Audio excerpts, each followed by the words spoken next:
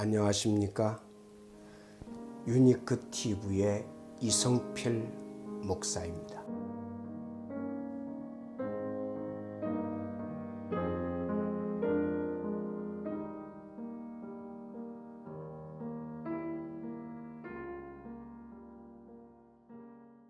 바울은 자신을 가리켜 사도 중에 가장 작은 자일 뿐만 아니라 모든 성도들 중에 지극히 작은 자보다 더 작은 자이며 달이 차기 전에 태어난 미숙아와 같다고 고백을 했습니다.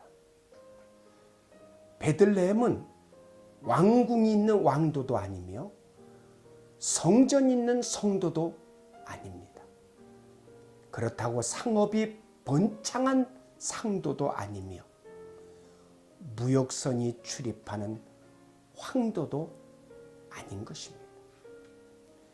유다 족속 중에서도 보잘것없는 한 촌에 불과합니다.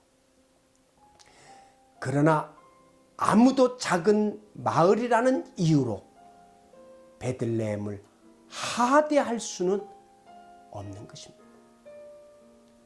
바로 거기서 가장 크신 자 메시아가 나신 것입니다. 해서 그날 이후 베들레헴은 유다 족속 중에 유명한 고을로 부각되면서 순례자의 발길이 끊일 사이가 없는 성지가 된 것입니다.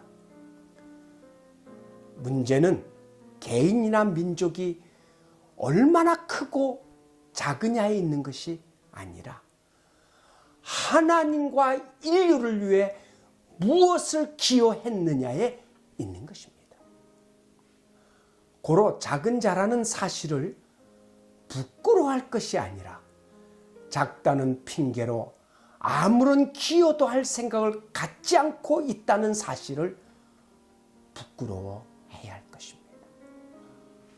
요셉은 작은 자였지만 큰 꿈을 지니고 있었습니다.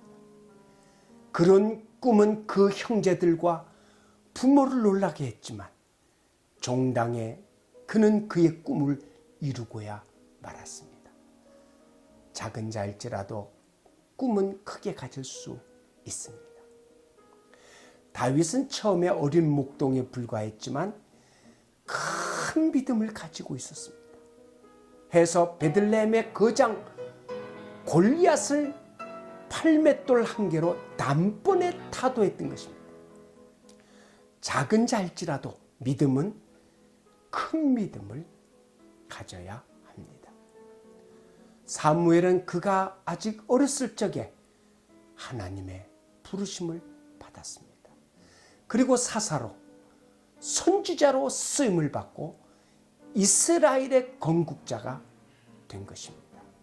작을지라도 하나님의 부르심을 받을 수가 있습니다. 벳세다 광야의 한 소녀는 어린 나이에 겨우 보리떡 5덩이로 주님과 거기에 모인 군중을 위해 큰 공헌을 한 것입니다. 작은 것일지라도 주님께 봉헌되면 크게 사용될 수 있다는 뜻입니다.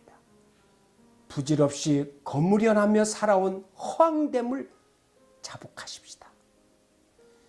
말석 인생을 구실로 의무와 본분조차 면제받으며 살려한 궁상스러움도 참여하십시다. 작을지라도 크게 사용될 수 있는 능력은 성탄절을 통해 받아야 할 또 하나의 선물인 것입니다. 할렐루야.